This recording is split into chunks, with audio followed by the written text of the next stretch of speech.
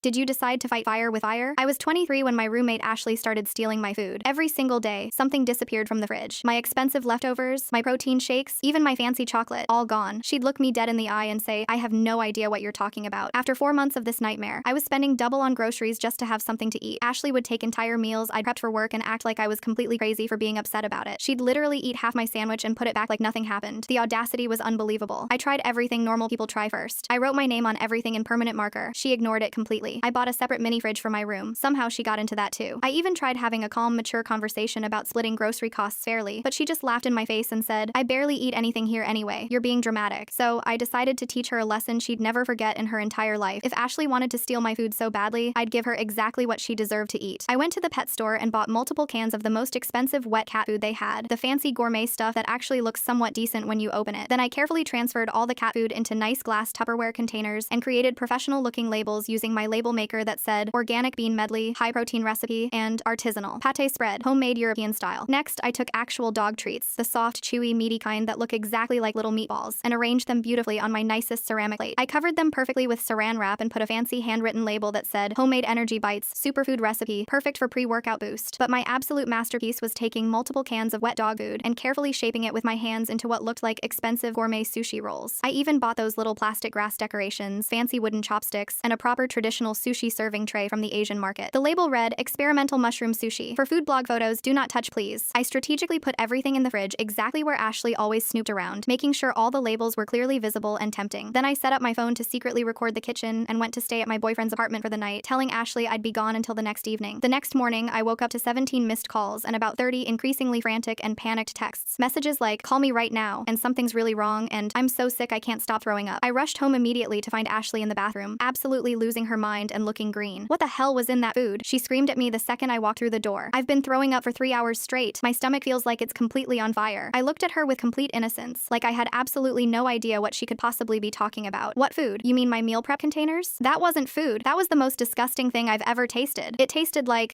she couldn't even finish the sentence without gagging. "Like what, Ashley? You're not supposed to be eating my food anyway, remember? You always tell me you don't know anything about my missing groceries when I ask you directly." Her face went completely white when she realized exactly what I was implying. The pieces were starting to come together in her head, and she looked terrified. You didn't. You couldn't have." I just smiled sweetly and walked calmly to the kitchen. I pulled out all the empty cat food cans and dog food containers from the trash and showed her each label, one by one, very slowly. "Next time, maybe ask permission before you take someone else's food. Or better yet, buy your own groceries, like a normal, responsible adult." She packed up and moved out that very weekend. Apparently, she couldn't handle living with someone who would poison her food like that. I never actually told her it was pet food. I figured she learned her lesson either way, and honestly, she absolutely deserved every single bit of what happened to her.